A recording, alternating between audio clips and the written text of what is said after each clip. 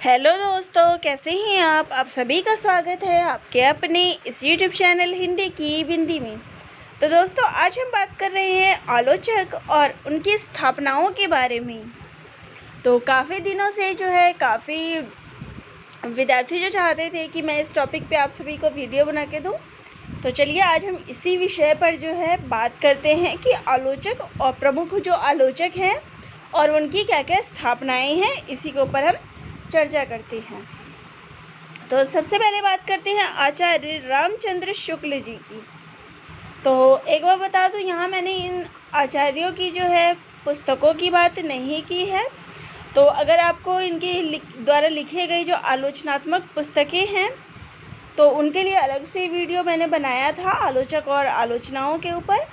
Link आप सभी को डिस्क्रिप्शन बॉक्स में मिल जाएंगे। और यहाँ जो है सिर्फ हम उनके द्वारा की गई स्थापनाएं, उन्होंने क्या क्या कार्य किए हैं आलोचना के क्षेत्र में, जो उनके द्वारा किया गया योगदान है या कार्य है, इन्हीं के ऊपर जो है हम चर्चा करने वाले हैं। तो सबसे पहले है आचार्य रामचंद्र शुक्ल जी।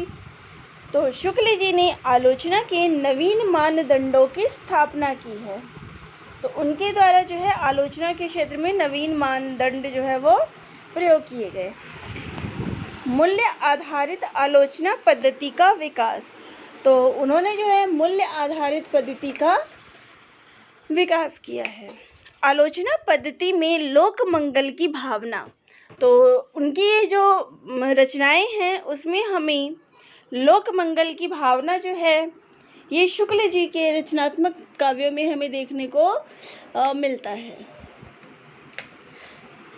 तो शुक्ल जी ने जो है लोक मंगल की साधनावस्था और सिद्धावस्था की बात की है। उनके द्वारा लिखित जो पुस्तक है रस मीमांसा, उसके अंतर्गत उन्होंने इन दोनों की बात की है, लोक मंगल की साधनावस्था और सिद्धावस्था। तो उनके जो उन्होंने सबसे पहली चीज़ जो कही है वह है लोक मंगल, लोगों के हित को ध्यान में रखते हुए काव्य का जो है समर्थन किया। आलोचना का नैतिकवादी, लोक मंगलवादी और आदर्शवादी सिद्धांतों का जो है उन्होंने समर्थन किया है। तुलसीदास को सर्वश्रेष्ठ कवि मानने वाले आलोचक हैं। तो शुक्ल जी ने जो है तुलसीदास जी को सर्वश्रेष्ठ आलोचक माना है। पाश्चात्य एवं भारतीय समीक्षा पद्धतियों का सम्मिश्रण। तो उनकी रचनाओं में जो है उन्होंने जो उनकी आलोचनाएं जो हैं उन पे हमें पाश्चात्य और भारतीय समीक्षा दोनों का सम्मिश्रण देखने को मिलता है। इन दोनों के सम्मिश्रण के माध्यम से ही उन्होंने अपनी आलोचनात्मक पुस्तकों की रचना की, आलोचनाएं की है उन पुस्तकों के ऊपर। तो प्रश्न जो है काफ़ी सारी चीज़ें मैंने देखी। अगर बात करूँ, आप लोग अगर ये कहोगे कि ये उनके द्वारा कौन सी स्थापना है, या आप तो उनके सिद्धांतों की बात कर रहे हो, तो ये जो सिद्धांत है कि उन्होंने क्या क्या चीज़ें जो अपने काव्य में या फिर अपनी आलोचनाओं में क्या क्या चीज़ें बताई है, इन्हीं को जो है स्थापनाएं हम कहेंगे। तो इस बात को लेके कभी भी कंफ्यूज मत होना प्रश्नों को लेके कि प्रश्नों में तो हमें पूछा गया है, जो इसका सिलेबस है यूपीएससी का, उसके अंतर्गत जो है पूछा गया है कि इसकी स्थापनाएं क्या है। तो इस बात को लेके जो आप सभी के मन में एक डाउट है कि इसका आंसर क्या होगा, तो इस बात को लेके मैंने काफ़ी सारी चीज़ें, मुझे वीडियो बनाते हुए काफ़ी थोड़ा टाइम लग गया था। काफ़ी टाइम से आप लोगों ने बोल रखा था, लेकिन बनाने में टाइम लग गया क्योंकि मैं काफ़ी लोगों के जो चीज़ें थी वो पढ़ रही थी कि उनके द्वारा क्या चीज़ें की गई, स्थापनाओं के अंतर्गत जो है क्या चीज़ें दी गई है। लेकिन उनकी स्थापनाओं में हमें केवल उनके जो सिद्धांत है, उनके द्वारा उस क्षेत्र में क्या क्या कार्य किए गए हैं, इन्हीं सब का वर्णन जो है हमें स्थापनाओं में देखने को मिलता है। वैज्ञानिक आलोचना का सूत्रपात। तो शुक्ल जी ने जो है वैज्ञानिक आलोचना का सूत्रपात किया है। शुक्ल जी की आलोचना पद्धति कुछ मूल्यों पर आधारित है। तो उनके द्वारा जो आलोचनाएं हैं वो कुछ मूल्यों पर आधारित है, जैसे कि लोक मंगल की साधना अवस्था, रस सिद्धांत। तो रस सिद्धांत जो है वो रसवादी कवि के अंतर्गत भी आते हैं। प्रबंधात्मकता और विरुद्धों का सामंजस्य। तो ये देखना ज़रूरी है, ये जो पॉइंट्स है ये शुक्ल जी के मूल्य या हम स्थापनाओं के अंतर्गत हम इन पॉइंट्स को भी हम दे सकते हैं। शुक्ल जी रसवादी आचार्य थे, तो उन्होंने जो है रस कविता में जो है रस की का जो है समर्थन किया है, उनको रसवादी आचार्य माना जाता है। शुक्ल जी कहते हैं, काव्य के द्वारा हमारे मनोभाव का परिष्कार और शेष सृष्टि के साथ हमारे रागात्मक संबंधों की रक्षा और निर्वाह भी होता है। तो जब भी कोई काव्य रचा जाता है तो उसके द्वारा जो है कवि के भावों का, मनोभावों का परिष्कार भी होता है और जो रागात्मक संबंध है उसका रक्षा भी होती है और उसका निर्वाह भी होता है। उनकी मान्यता है कि कविता ही हमारे हृदय को प्रकृति दशा में लाकर हमें मनुष्यता की उच्च भूमि पर ले जाती है। तो यहाँ जो है उनकी काव्य संबंधी जो विचार है उसका उल्लेख किया गया है। तो उनकी काव्य संबंधी क्या विचार, क्या मान्यताएं हैं, ये कहा गया है कि वो कविता को हृदय की प्रकृति दशा में मतलब मनुष्य की उच्च भूमि पर ले जाती है, ऐसा वो मानते हैं। शुक्ल जी की कविता का उद्देश्य केवल मनोरंजन करना नहीं मानते। तो शुक्ल जी जो है कविता का उद्देश्य केवल ये नहीं मानते कि मनोरंजन ही है, वो हृदय की जो मनोभाव है उनका वर्णन करते कि कविता जो है वो मनुष्य के जो कवि है उसके मनोभावों को भी दर्शाती है और जो मनुष्य उसको सुनता है, देखता है, उसको भी वो संतोषजनक यानी मन की शांति वगैरह जो है मिलती है। तो वो केवल मनोरंजन के ही लिए नहीं पढ़ी या नहीं लिखी जाती, कविता केवल मनोरंजन के लिए ही नहीं लिखी जाती, ये उनकी सिद्धांत है। उनकी धारणा है कि कविता केवल अर्थ ग्रहण नहीं कराती, वह बिंब ग्रहण कराती है।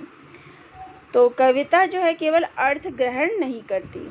आचार्य शुक्ल सौंदर्य को बाहर की वस्तु ना मानकर मन के भीतर की वस्तु मानते हैं। तो उनके अनुसार जो सौंदर्य है, सुंदरता है, वो बाहर की वस्तु नहीं जिसकी बाहर से देखने में वो वस्तु बहुत सुंदर है, नहीं। उनके अनुसार जो मन के भीतर की जो सुंदरता है, वास्तविक सुंदरता वही है। शुक्ल जी कविता को चमत्कारपूर्ण उक्ति मानने के पक्ष में नहीं है, अतः उन साधनों का विरोध करते हैं जो काव्य में जानबूझकर चमत्कार उत्पन्न करने के लिए प्रयुक्त होते हैं। तो वो जो है काव्य में चमत्कार को नहीं मानते हैं, उसके पक्ष में वो नहीं है। शुक्ल जी की धारणा है कि एक की अनुभूति को दूसरे के हृदय तक पहुंचाना ही कला का लक्ष्य है। इस प्रकार वे संप्रेषण पर विशेष बल देते दिखाई देते हैं।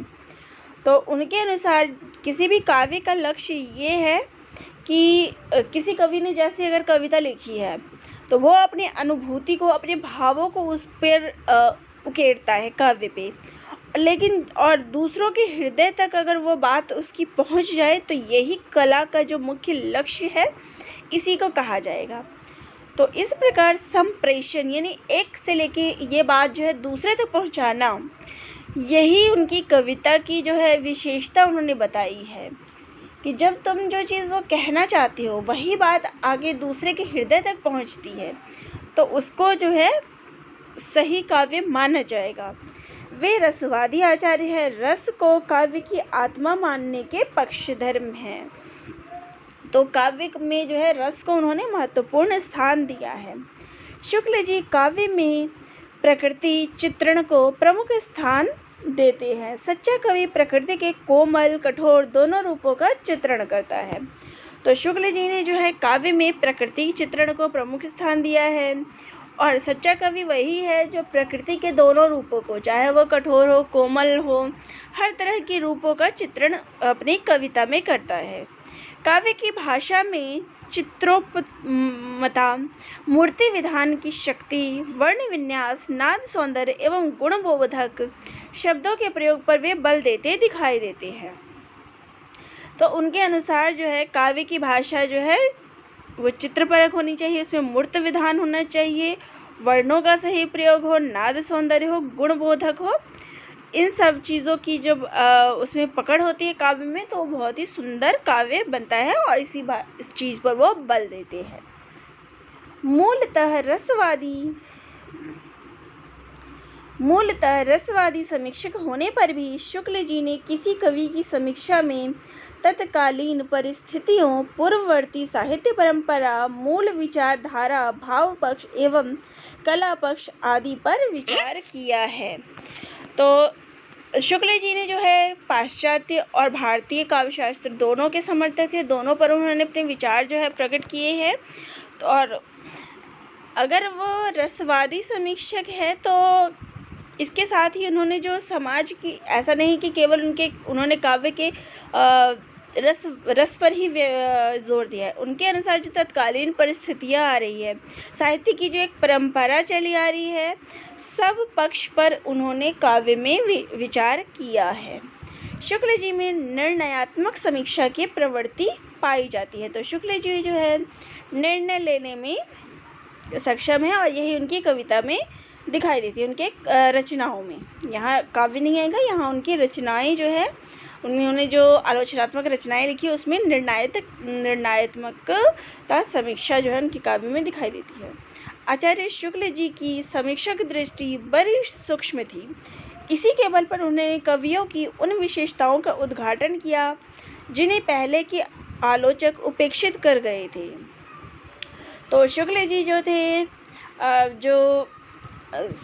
उनकी जो समीक्षक दृष्टि थी, यानी कि जो उनकी आलोचनात्मक दृष्टि थी किसी भी चीज़ की समीक्षा करने की, वो बहुत ही बारीकी से चीज़ों की समीक्षा करते थे। चाहे वो कोई भी छोटी से छोटी बात हो, काव्य की गुण हो, दोष हो, हर बात को वो बारीकी से परखते थे। लेकिन जो पहले के आचार्य थे उनमें ये गुण नहीं था, वो इन विशेषताओं को ध्यान नहीं देते थे। लेकिन शुक्ल जी की ये समीक्षा की सबसे बड़ी विशेषता थी। शुक्ल जी की समीक्षा पद्धति में हृदय और बुद्धि संतुलित समन्वय है। तो शुक्ल जी की जो समीक्षा पद्धति है उसमें हृदय और बुद्धि दोनों का स्थान जो है वह बराबर है। एक सच्चे समालोचक को तटस्थ एवं निरपेक्ष होना चाहिए। शुक्ल जी ने अपनी समीक्षाओं में तटस्थता का पूरा पालन करते हुए उसके गुण दोषों पर समान दृष्टि रखी है। तो शुक्ल जी ने जो है के जो आलोचनाएं हैं उसमें उन्होंने सभी को, चाहे वो गुण या दोष हो काव्य का, सब पे समान दृष्टि रखी है उनकी। ये नहीं कि अगर किसी के द्वारा कोई काव्य या कोई रचना है तो उसके सिर्फ गुण ही बताए हैं या उसके केवल दोष ही बताए हैं। उन्होंने हर पक्ष को बराबर स्थान दिया है। शुक्ल जी की समालोचना का मूल आधार मनोभाव और उसका मनोविश्लेषण है।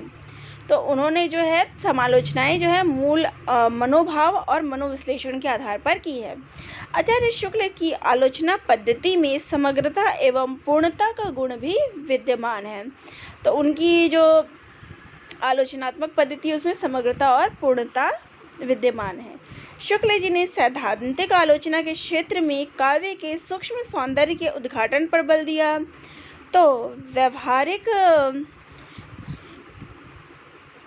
तो उन्होंने जो है काव्य के सूक्ष्म सौंदर्य के उद्घाटन पर बल दिया है। और उनके कुछ पंक्तियां जो है वो इस प्रकार हैं।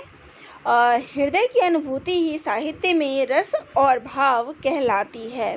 तो उनके द्वारा जो है आलोचनात्मक कथन जो है ये इस प्रकार है। जिस प्रकार आत्मा की मुक्त दशा ज्ञान दशा कहलाती है, उसी प्रकार हृदय की मुक्त दशा रस दशा कहलाती है। तो ये जो है काव्य के आलोचनात्मक जो उनकी कथन है ये वो है। लोक हृदय के लीन होने की दशा का नाम रस दशा है। हृदय के प्रभावित होने का नाम ही रसानुभूति है। शुक्ल जी रसानुभूति को लौकिक मानते हैं। शुक्ल जी ने रस को काव्य की आत्मा माना है। तो दोस्तों ये थे आचार्य रामचंद्र शुक्ल जी के स्थापनाएं। तो आप सभी को जो है कैसा लगा कमेंट बॉक्स में ज़रूर लिखिएगा। अगर अभी भी मन में कोई इस चीज़ को लेके, इस प्रश्न को लेके कोई डाउट हो तो वो भी कमेंट बॉक्स में ज़रूर लिखिएगा। तो यहाँ मैंने आपको एक बात क्लियर कर दी है कि जो स्थापनाएं हैं, इस शब्द से जो है आप कंफ्यूज मत होना कि इसका अर्थ यहाँ क्या होगा। तो इसका अर्थ केवल यही है कि उनके द्वारा जो सैद्धांतिक विचार है, जो आलोचनाओं को लेकर उनके विचार है, उन्होंने क्या क्या चीज़ें स्थापित की है, जैसे कि लोकमंगल की भावना काव्य में हो गई, विरोधों का सामंजस्य हो गया, और आनंद की साधना अवस्था और सिद्धावस्था हो गया, रस सिद्धांत आदि, जो उनकी आलोचनात्मक कथन है, जो उनकी विचारधाराएं रही हैं आलोचनाओं के ऊपर, इसी को हम स्थापना कहेंगे। तो यहाँ मैंने आपको जो भी इम्पोर्टेंट पॉइंट्स थे वो मैंने आप सभी को बता दिए हैं। तो आप सभी को ये कैसा लगा कमेंट बॉक्स में ज़रूर लिखिएगा। चैनल पे नए हैं तो चैनल को ज़रूर सब्सक्राइब करिएगा, और अगर आपको इनकी पुस्तकों के बारे में जानना है तो उसका लिंक भी आपको डिस्क्रिप्शन बॉक्स में मिल जाएगा। और अगले वीडियो में हम किसी दूसरे जो आलोचक हैं उनकी स्थापनाएं देखेंगे। तो दोस्तों, आप सभी का बहुत बहुत धन्यवाद।